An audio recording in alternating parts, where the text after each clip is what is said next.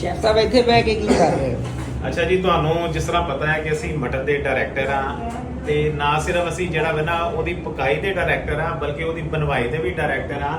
ਉਹਦੀ ਪਰਚੇਜ਼, ਉਹਦੀ ਜਿਹੜਾ ਨਾ ਉਹਦਾ ਇਲਾਕਾ, ਉਹਦਾ ਸਾਰਾ ਜਿਹੜਾ ਵਾ ਨਾ ਅਸੀਂ ਦੇਖਣਾ ਹੁੰਦਾ ਹੈ ਕਿ ਮਟਨ ਕਿਹੜੇ ਇਲਾਕੇ ਦਾ ਅੱਛਾ ਹੈ, ਕੀ ਉਹਦਾ ਵਜ਼ਨ ਹੋਣਾ ਚਾਹੀਦਾ, ਕੀ ਉਹਦੀ ਕੁਆਲਿਟੀ ਹੋਣੀ ਚਾਹੀਦੀ ਹੈ, ਦੇਸੀ ਬੱਕਰੇ ਹੋਣੇ ਚਾਹੀਦੇ ਨੇ ਜਾਂ ਆਪਣਾ ਕਿਹੜੇ ਇਲਾਕੇ ਦੇ ਬੱਕਰੇ ਹੋਣੇ ਚਾਹੀਦੇ ਨੇ।